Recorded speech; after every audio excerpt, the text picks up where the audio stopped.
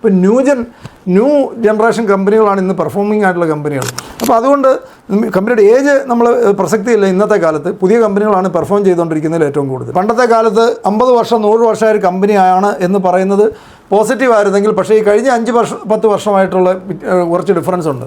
പുതിയ കമ്പനി ലോകത്ത് നിന്ന് മുഴുവൻ വളർന്നിരിക്കുന്ന മുഴുവൻ ഈ ലാസ്റ്റ് 10 വർഷത്തിനിടെ സ്റ്റാർട്ട് ചെയ്ത കമ്പനികളാണ് ലോകം മുഴുവൻ വളർന്നിരിക്കുന്നത്. കാരണം പുതിയ ടെക്നോളജിയിലാണ് ഇന്ന് ഗ്രോത്ത് മുഴുവൻ നടക്കുന്നത്. അപ്പോൾ ടെക്നോളജി കമ്പനികളാണ് വളരുന്നത്.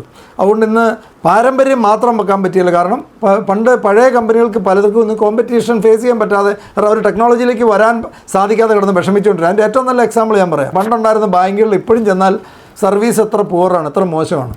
അതേ സ്ഥാനത്ത് ന്യൂജൻ ബാങ്കുകളിലേക്ക് ചെന്ന് കഴിഞ്ഞാൽ കാണാൻ പറ്റില്ല. ഒരു ചെറിയൊരു ഓഫീസ്, അവിടെ പിയൂൺ ആരാ മാനേജർ ആരാന്ന് അറിയാൻ പറ്റില്ല. എല്ലാവരും കൂടി ഡെസ്കിൻ്റെ മുകളിൽ കയറി ഇരിക്കുന്ന കാണാൻ പറ്റും. എല്ലാവരും ചേട്ടാ ചേച്ചി എന്നും പറഞ്ഞ് നടക്കുന്ന കാണാൻ പറ്റും. കാരണം ഇവരെല്ലാവരും കൂടി കസ്റ്റമറുടെ വീട്ടിൽ ചെല്ലുന്നു, ഒന്ന് ഫോൺ ചെയ്ത് കസ്റ്റമറുടെ അടുത്ത് ചെല്ലുന്നു, ഡീൽ ചെയ്ത് കൊടുക്കുന്നു. മറ്റേടത്ത് കസ്റ്റമറുടെ എംപ്ലോയിയുടെ വീട്ടിൽ ചെന്നാൽ പോലും നടക്കില്ല. കാരണം ഇതുപോലത്തെ സർവീസ് ഉള്ള ആൾക്കാരാണ് ഓൾഡ് കമ്പനികളിൽ പല സ്ഥലത്തും ഇരിക്കുന്നത്.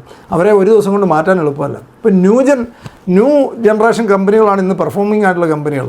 അപ്പോൾ അതുകൊണ്ട് കമ്പനിയുടെ ഏജ് നമ്മൾ പ്രസക്തിയില്ല. ഇന്നത്തെ കാലത്ത് പുതിയ കമ്പനികളാണ് പെർഫോം ചെയ്തുകൊണ്ടിരിക്കുന്നതിൽ ഏറ്റവും കൂടുതൽ.